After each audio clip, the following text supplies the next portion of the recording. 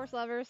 Today I want to talk to you a little bit about some of the ropes that we use when we're training horses, especially on the ground, and explain to you why I use the ropes that I do.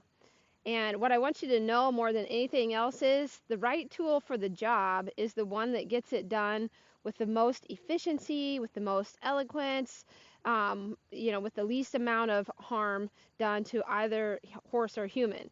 So if you've got tools that work better than the ones I'm about to show you, by all means, I'd love to hear about it. And with new information comes, new habits, new behavior. Okay, so let's start with the beginning kind of tool that I would always start with most of my horses with when training them on the ground, and that is a 12-foot yacht braid lead rope.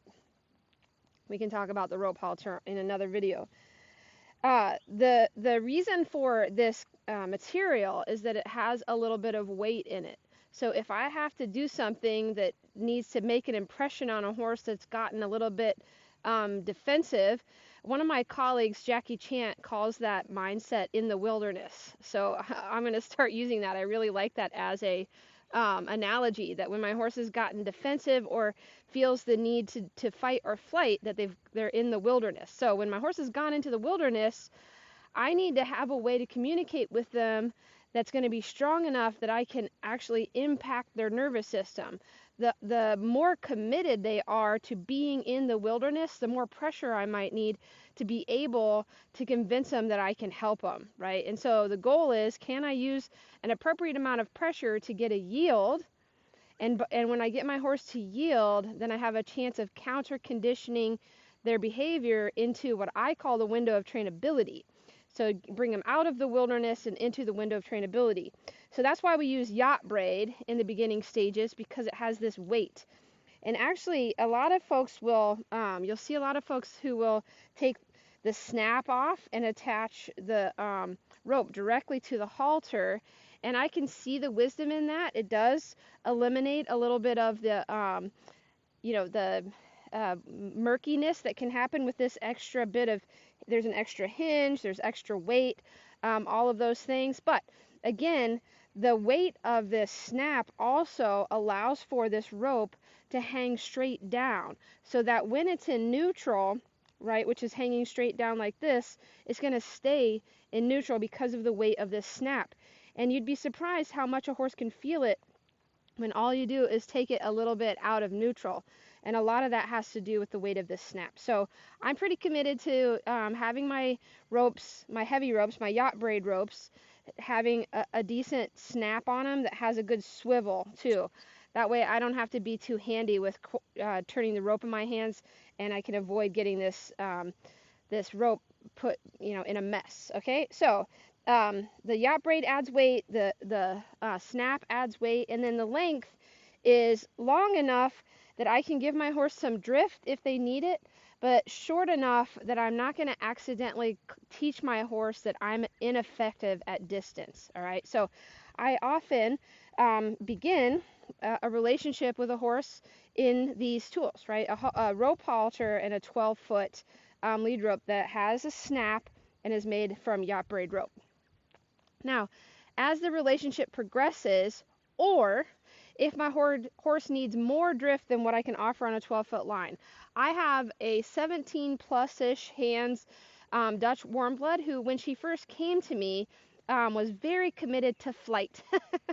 And although I tried my very best to keep her in her window of trainability, it's unrealistic to expect that we'll never go into the wilderness. So every time she'd go into the wilderness, if I had been on this size rope, what I would have taught her was she can get away from me, right? I want her to know that she can go if she needs to, but that she can't get rid of me.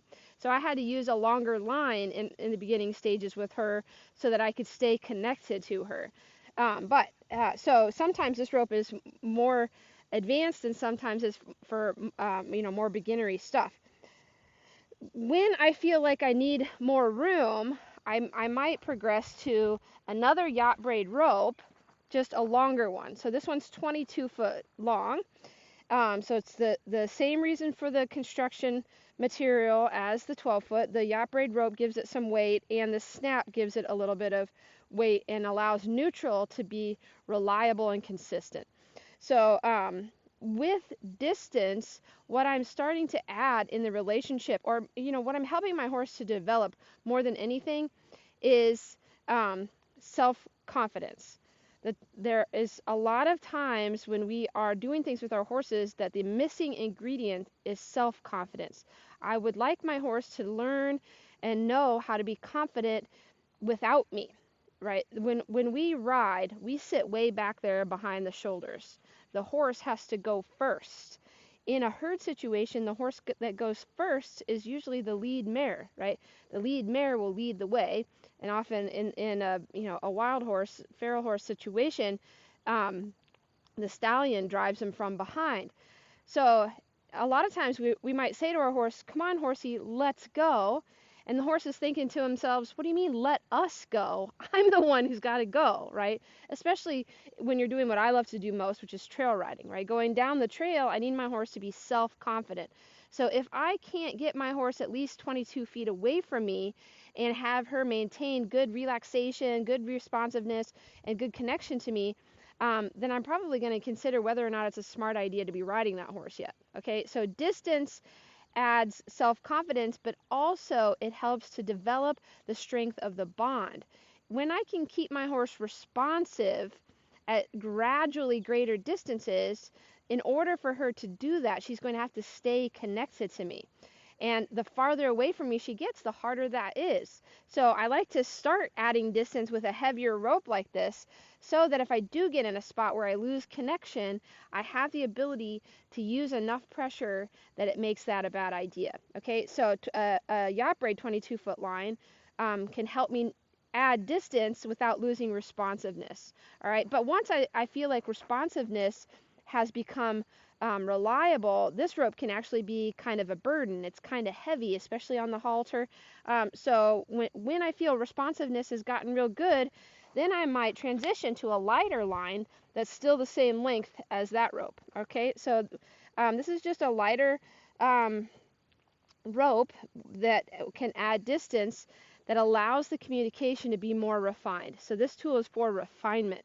It's a really great tool for advancing a conversation online that allows for there to be some elegance in the conversation, where the yacht braid rope can be a little bulky and can make it a little difficult to refine the conversation. Now, the last one I'll show you today is a 45-foot line. Mostly you're going to see a rope like this used for roping, and I am not at all qualified to talk to you about that. But I can tell you a little bit about using this rope on the ground to continue the process of adding distance that builds self-confidence and the strength of bond. This is the rope that I started my Dutch warm blood with when flight was a really strong choice that she made. This allowed me to basically be with her anywhere in my arena. My arena is 100 feet across, and this rope is 45 feet long. So I could pretty much keep up with her and not have her get away from me as a way to get her problem solved. So there is a time and a place to use this rope when things aren't going well, but it's also a great way to keep adding distance that keeps building self-confidence and keeps intensifying and strengthening the bond between you and your horse. So I hope I've given you a little something to think about when it comes to what tools you might choose today when you go play with your horse. If you have any questions, please feel free to reach out. I'd love to help you. I hope you found that helpful.